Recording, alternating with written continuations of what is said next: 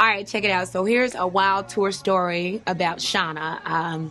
We were actually in Atlanta, Georgia, and it was the Hot 97 Summer Jam. And we were on stage with Luda, the whole DTP squad. And I was actually about to release Worth the Wait. And RPM was doing very well. It was time for me to go up and do RPM.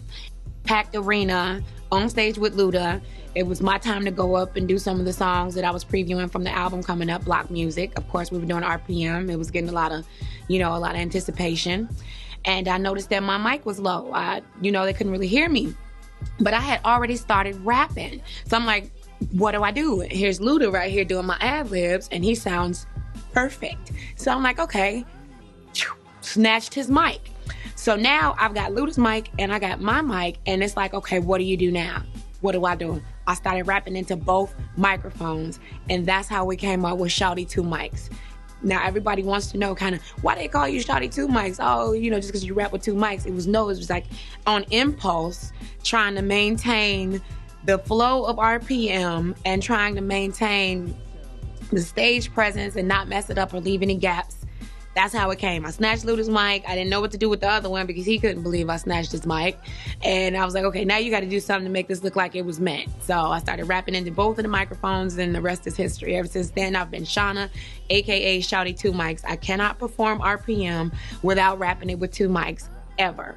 Here's a wild tour story from El Paso, Texas. All right, one night, it's us, it's Luda, DTP, the guys. Now, the guys used to always hang out. You know what I'm saying? I'm not going to specify what I mean by that, but we really got trashed, okay? So one night, we got these screaming ladies in front of the stage, and they want to go and get on the tour bus, and we all know what guys do on the tour bus. So I see this one very svelte blonde lady, and she's trying to get at one of the guys. And I'm just like, something ain't right about this one. But they like, nah, she bad. I'm going, fuck you mean. So I'm like, no, gee, something ain't right about this one. So she ends up making it on the walk to the bus. And I had to say, like, look, I'm telling you, that's a man. Okay? And they like, no, you lying. So like, they paused and was like, oh, okay, well, we got to find out. So of course, one of the kind of road managers kind of guys, the road assistance guys went and kind of checked it out, and come to find out it was a man.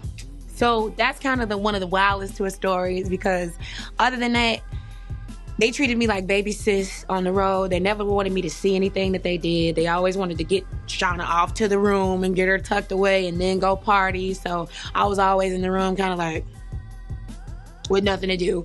But I appreciate it, though, because they kept me away from a lot of mess that I could have got involved in out there, being young and being on tour and being the only girl in the clique. So I appreciate it.